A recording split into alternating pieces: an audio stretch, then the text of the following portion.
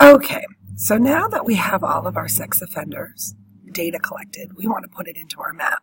So here are the steps that are going to show you how to get your data to show up on the map that we're working with.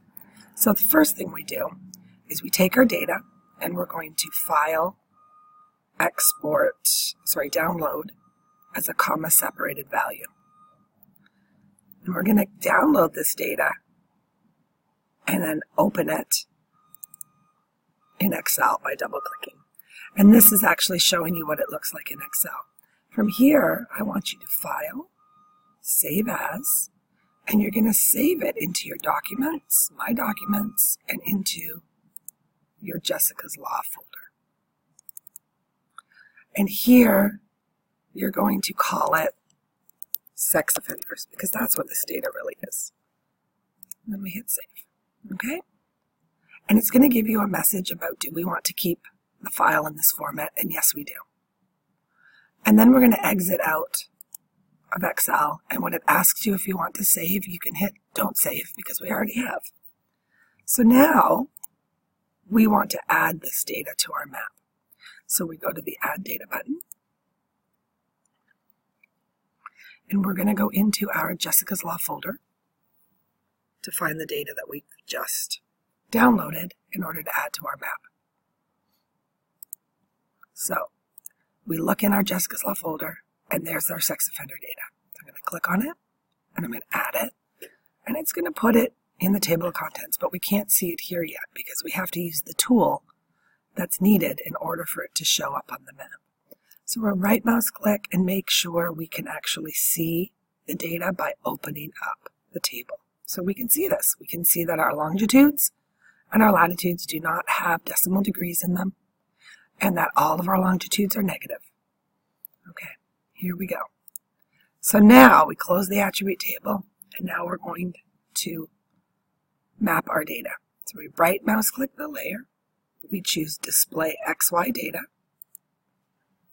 Automatically, ArcMap knows which is the X field and which is the Y field.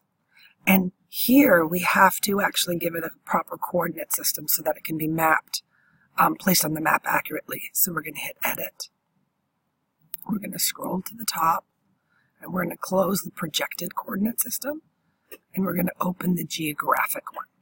And then we're going to scroll down to where we see world, and we're going to hit the plus sign for world, and then we're going to scroll down till we get to WGS 1984, World Geodetic Survey 1984. We're going to hit OK. We're going to hit OK. This message comes up because of the way that the file is structured. Don't worry, we'll deal with that in a moment. We're going to hit OK. And then now you can see that our sex offenders are actually on the map. But if you notice over here, the layer is called sexoffenders.csv events. That means that this particular layer is only an event file. It's actually not a true shapefile yet.